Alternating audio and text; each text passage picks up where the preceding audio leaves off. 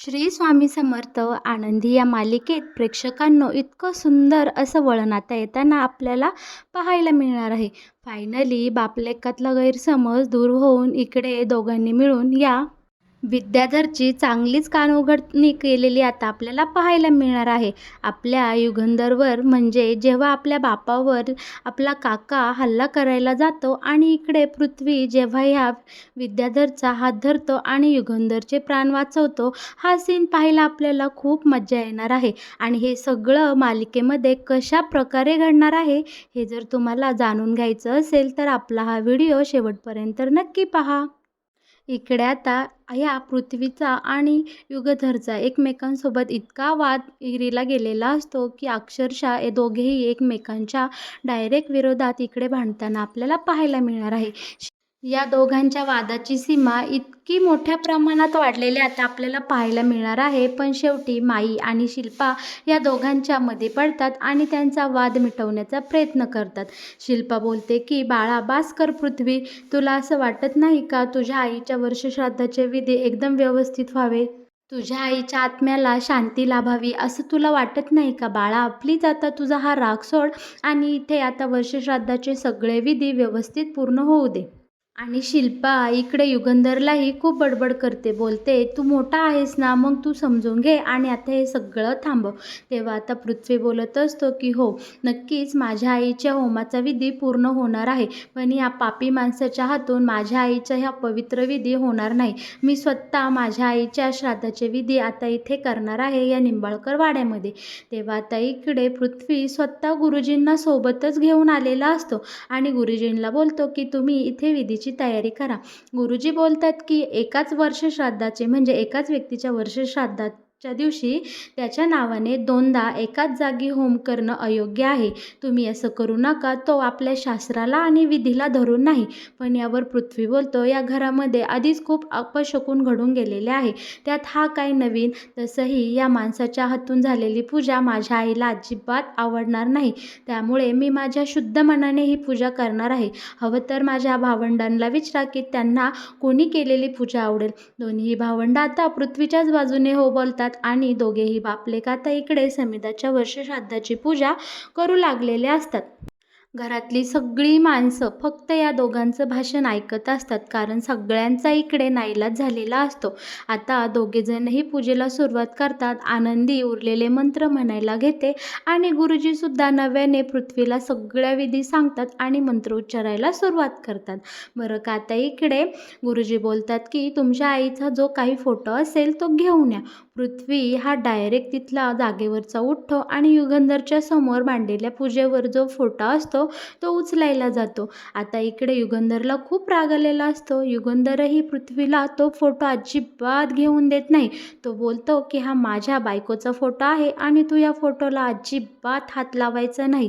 पण इकडे पृथ्वी मात्र काहीही समजायच्या मनस्थितीत नव्हतो. तो बोलतो हा फोटो मी घेणारच, कारण हा फोटो माझ्या आईचा आहे आणि माझ्या आईच्या फोटोवर माझा पूर्ण अधिकार आहे. तो फोटो मला इथून घेण्यापासून कोणीही अडवू शकत नाही. आता पुन्हा एकदा ह्या दोन्ही बापलेकामध्ये समिधाच्या फोटोवरून भांडण होताना आपल्याला पाहायला मिळणार आहे. एकीकडने पृथ्वी फोटो ओढत असतो तर दुसरीकडने मालक साहेब तो फोटो ओढत असतात. या दोघांच्या भांडणामध्ये अखेरीस तो फोटो खाली पडतो आणि त्या फोटोचे अगदी तुकडे तुकडे होताना आपल्याला पाहायला मिळणार आहे. आता समिधाचे फोटोचे काच फुटून गेलेले असते, पण आतमध्ये कागदाचा फोटो तसाच राहिलेला असतो. आता तो फोटो घेण्यासाठी सुद्धा हा पृथ्वी आपल्या मालक साहेबांसोबत भांडताना आपल्याला इकडे पाहायला मिळणार आहे. हा काय करतो, आता समिधाचा फोटो उचलतो आणि तो फोटो घेऊन जायला लागतो. गुरुजी बोलतात लवकरात लवकर फोटो घेऊन या. आता इकडे मालक साहेब एकीकडने तो फोटो खेचू लागतात तर दुसरीकडने पृथ्वी हा समिधाचा फोटो खेचत असतात. पुन्हा एकदा या दोघांच्या वादामध्ये अखेरीस आपल्या समिधाचा फोटो मधोमध फाटून जातो आणि त्या फोटोचे दोन तुकडे, एक पृथ्वीच्या हातात येतो आणि दुसरा मालक साहेबांच्या हातात येतो. या दोघांच्या हट्टापायी आणि यांच्या इगोपायी इकडे समिधाच्या वर्षश्राद्धाची फार वाट लागलेली आपल्याला पाहायला मिळणार आहे. पण शेवटी काय होतं, दोघेही 2 पाट शेजारी शेजारी मांडतात आणि त्या एका फोटोचे झालेले 2 तुकडे शेजारी शेजारी पाटावर ठेवतात आणि उरलेले सगळे मंत्रोच्चार पूर्ण करतात. अगदी विधीपूर्वक इकडे पृथ्वीही त्याच्या आईच्या श्राद्धाचे पूर्ण करतो विधी आणि दुसरीकडे आनंदीच्या सल्ल्याने मालक साहेबही सगळे विधी पूर्ण करताना आता आपल्याला इकडे पाहायला मिळणार आहे.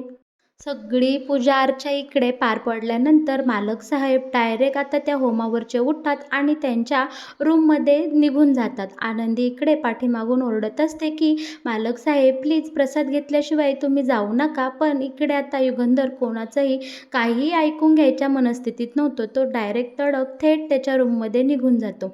विद्याधरला मात्र या सगळ्या गोष्टीमुळे इतका आनंद झालेला असतो ना बरं का प्रेक्षकांनो. तो मनातल्या मनात अगदी खुश असतो. त्याला ना अशा गुदगुल्याच होत असतात. बोलत असतो की माझा प्लॅन एकदम सक्सेसफुल झालेला आहे. आता ही मुलं तर इथे येऊन धडकली आहेत बरोबर टायमाला. आता ही ह्या निंबाळकर वाड्याची बरोबर वाट लावेन आणि युगंधरचीही चांगलीच वाट लावतील.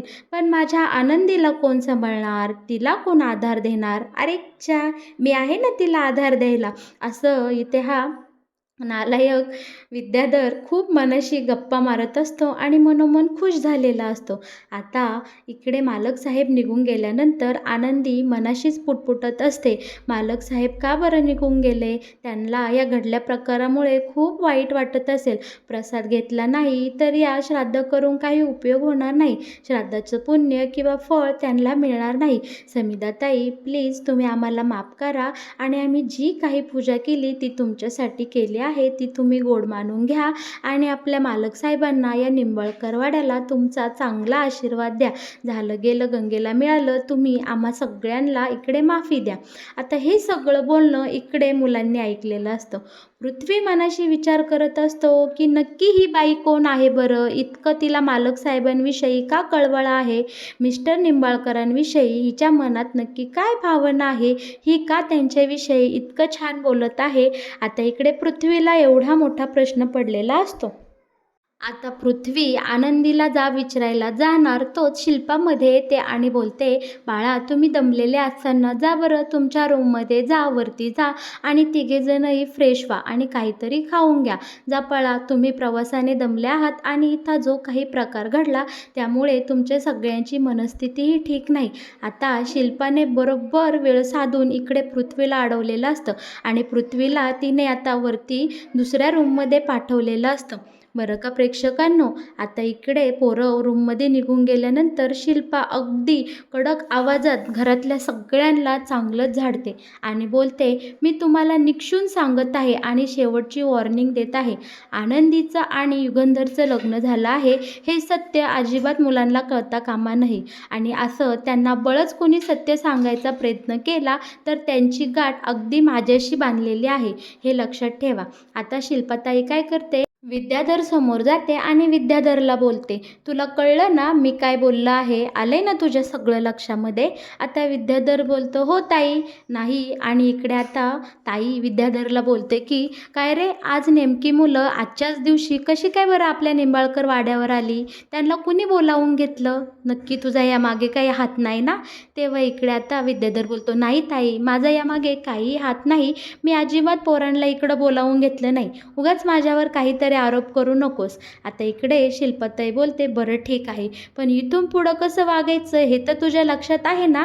पोरांना आनंदी आणि युगंधरच्या लग्नाबद्दल काहीही सत्य कळता कामा नाही. तुला कळलं ना. आता इकडे विद्याधर बोलतो हा कळलं बाई कळलं. मला काय करायचं इथे या घरामध्ये कुणाचं काही हो काही नाही. माझा काही संबंध आहे. आणि इकडे असं थोडंसं कॉमेडी बोलून आपला हा विद्याधर त्याच्या रूममध्ये निघून जातो आणि मोठ्या मोठ्याने हसू लागतो.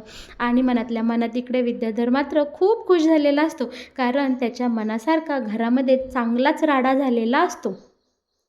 आता रूममध्ये मात्र सगळ्या मुलांची चांगली चर्चा चाललेली असते की नक्की ती जी मुलगी तिथं बसलेली होती ती कोण होती ती बाई, आणि तिला निंबाळकर विषयी का बरं एवढा मोठा सॉफ्ट कॉर्नर वाटत होता. तिच्या बोलण्यावरून असं वाटत होतं की ती याच घरातली आहे आणि ती सारखी माझं घर, आपलं घर, आपण सगळे असं बोलत होती. कोण असेल बरं ही?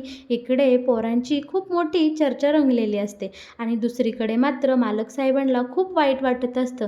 आज समिधाच्या वर्षश्राद्धाच्या दिवशी घरामध्ये एवढा मोठा तमाशा झाला. या सगळ्यामुळे मालक साहेब खूप दुखावलेले असतात. त्यांना सारखं सारखं पृथ्वीचं बोलणं आठवत असतं. मालक साहेब विचार करत असतात, मी जगाचा निर्णय घेणारा, सगळ्यांचं करणारा कर्ता पुरुष मी या निंबाळकर वाड्याचा, या खानदानाचा, आणि माझ्या मुलांच्याच मनामध्ये माझ्याविषयी प्रेम नाही. पृथ्वीच्या मनामध्ये माझ्याविषयी किती कटुता आहे.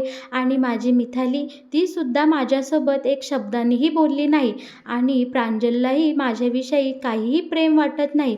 हे सगळं आता विचार करून इकडे आपल्या मालक साहेबांना खूप त्रास होत असतं आणि त्यांना खूप वाईट वाटत असतं. शिवाय आज समिधाचा फोटो तिच्याच वर्षश्राद्धासाठीच्या दिवशी फुटला आणि या सगळ्या गोष्टी आठवून आठवून मालक साहेब खूप उदास झालेले असतात. त्यांना नक्की काय करावं आणि काय नाही हे सुचतच नसतात. आपले शिर्के मालक साहेबांची समजूत काढण्यासाठी येतात बरं का, आणि ते त्यांची विचारपूस करतात. पण इकडे मालक साहेब शिर्केंना बोलतात की शिर्के, तुम्ही आता घरी जा, कारण माझी मनस्थिती काहीही तुमच्याशी बोलण्याची नाही. मला कोणासोबत काही एक शब्दानेही बोलायचं नाही. त्यामुळे प्लीज मला तुम्ही आता इकडे एकटं सोडा. दुसरीकडे माईंना आणि बाबांना इतकं वाईट वाटत असतं की त्यांच्या लाडक्या लेकीच्या वर्षश्राद्धाच्या दिवशी तिचीच आवडती दोन्ही व्यक्ती म्हणजे बाप आणि मुलगा दोघेही एकमेकांच्या जीवावर उठले होते आणि एवढे कचाकचा भांडत होते. या सगळ्या गोष्टीमुळे आणि या सगळ्या त्रासामुळे माईंना आणि बाबाला इकडे फार दुःख झालेलं असतं. त्यांना वारंवार हॉलमध्ये जे काही गोष्टी घडल्या त्या सगळ्या आठवत असतात. आता आनंदी या दोघांजवळ येते आणि या दोघांची छान समजूत काढते. त्यांना खाऊ पिऊ घालते आणि त्यांच्यासोबत गप्पा मारत बसलेली असते. माईंना आनंदी बोलत असते, माई जाऊ द्या हो, झालं गेलं सगळं विसरून जा आणि आपण सगळं नव्याने सुरुवात करूया. मुलांच्या मनामध्ये जो काही मालक साहेबांविषयी गैरसमज तयार झाला आहे तो मी नक्कीच दूर करेन. मला फक्त सांगा की नक्की यांच्यामध्ये एवढा वाद आणि एवढी कटुता कधीपासून आहे. मला जर हे कळलं तर मी नक्कीच त्यांच्यामध्ये काहीतरी प्रेमाचे बंध जोडण्याचा प्रयत्न करेल. त्यांच्यातले गैरसमज कमी झाले की आपोआप ते दोघे एकमेकांसोबत व्यवस्थित वागतील. शेवटी माई किती काही झालं तरी रक्त रक्ताकडे धाव घेतं ही गोष्ट खोटी आहे का? माझे आबा नेहमी सांगतात की या बोटाला लागलं का त्याच्या दुसऱ्या बोटालाच रग लागत असते. आता इकडे आनंदीचं हे छान गोड बोलणं ऐकून माई आणि आबांना इकडे खूप मोठा धीर आलेला असतो. दुसरीकडे मात्र आपला विद्याधर एवढा खुश झालेला असतो. आता त्याच्या डोक्यामध्ये अजून एक खेळ खेळू लागलेला असतो. तो बोलत असतो की आता दादा पार खचून गेलेला आहे आणि त्याच्या मनामध्ये इकडे खूप प्रश्नचिन्ह, प्रश्नांचं वादळ आलेलं आहे.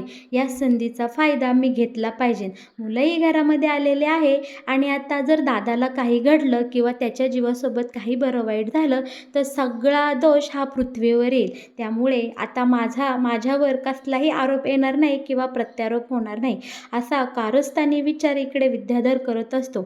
माने बरं का प्रेक्षकांनो, हा विद्याधर काय करतो आता, सरळ तिथला किचनमधला चाकू घेतो आणि मालक साहेब ज्या ठिकाणी एकांतात बसलेले असतात त्याचा शोध घेतो. आणि जिथे मालक साहेब बसलेले आहेत तिथं हा विद्याधर सगळीकडे अंधार करतो आणि हळूहळू दबक्या पावलाने आता मालक साहेब ज्या ठिकाणी आहे तिकडे हा निघालेला असतो. हातामध्ये त्याने चाकू घेतलेला असतो बरं का, आणि मुळात तो खूप पिलेला असतो. त्याला इतका ओव्हरडोस झालेला असतो की तो जे काही वागतोय, जे काही करतोय ते अजिबात त्याच्या डोक्यामध्ये येत नसतं. आता इकडे अंधाराचा फायदा घेऊन हा विद्याधर मालक साहेबांवर डायरेक्ट चाल करून जातो. पण बरं का प्रेक्षकांनो, इकडे खूप मोठा असा मस्तपैकी ट्विस्ट आलेला असतो. आता जसा की हा विद्याधर मालक साहेबांवर चालून जातो, आक्रमक करायला जातो, तेव्हा नेमका पृथ्वी त्याच वेळी त्या ठिकाणी आलेला असतो आणि तो डायरेक्ट इकडे विद्याधरचा पाठीमागनं हात धरतो. त्याने आपल्या बापावर चुलता जेव्हा हमला करत असतो तो वार स्वतःवर झेललेला असतो आणि काकाचा हात धरून त्याने त्याच्या बापाचा जीव इकडे आता वाचवलेला असतो. आता मात्र सगळे गडबडलेले असतात, म्हणजे मोठमोठे आवाज होतात आणि एक एक करून सगळे त्या ठिकाणी येऊ लागतात, जमतात. आता लाईटही आलेल्या असतात आणि पाहतं तर काय, इकडे विद्याधरने युगंधरवर हमला केला हे आता ह्या पृथ्वीला कळलेलं असतं आणि पृथ्वीही बोलतो की काका, हा काय प्रकार आहे? तू बाबांवर का हमला करत आहे? तू बाबांच्या जीवावर उठला आहेस? अरे काय रे हे काका, काय हे तुझं वागणं? इकडे आता पृथ्वी डायरेक्ट विद्याधरला जाब विचारत असतो. विद्याधर मात्र नशेमध्ये असतो. तो बोलत असतो, अरे हा कसला तुझा बाप? यांनी तर तुला किती छळ केला आहे. यांनी माझ्या आनंदीला माझ्याकडून हिरावून घेतला आहे. आता पृथ्वी बोलतो, आता ही आनंदी कोण? नक्की काय हा प्रकार आहे? पण काका, तू जे हे वागत आहे ते अत्यंत चुकीचं आहे. आता इकडे मालक साहेबही सावध झालेले असतात. त्यांना इकडे खूप वाईट वाटत असतं. आता मात्र इकडे हा पृथ्वी आणि मालक साहेब मिळून इकडे आता चांगलंच विद्याधरचं थोबाड रंगवतात आणि त्याला चांगलाच जाब विचारतात. तू असं का वागलं, असं का केलं? याबद्दल मालक साहेब आता ह्या विद्याधरची चांगलीच हजेरी घेताना आपल्याला पाहायला मिळणार आहे. बरं का प्रेक्षकांनो, कशाच्या का निमित्ताने होईना पण हे दोघे बापलेक आता एकत्र आलेले असतात. इकडे पृथ्वीला त्याच्या बापाविषयी थोडी का होईना इकडे माया वाटलेली असते. त्यामुळे घरातल्या माईंना, आनंदीला आणि बाबांना खूप बरं वाटलेलं असतं. पण आता इकडे विद्याधरची काही खैर नसते बरं का. तर मग प्रेक्षकांनो, कसा वाटला तुम्हाला आनंदी या मालिकेत येणारा हा नवीन ट्विस्ट? आणि हो, आनंदी या मालिकेत येणारे असेच नवनवीन अपडेट जर तुम्हाला जाणून घ्यायचे असतील तर तुम्ही नक्कीच आपल्या या चॅनलला सबस्क्राईब करा आणि व्हिडिओला लाईक करा.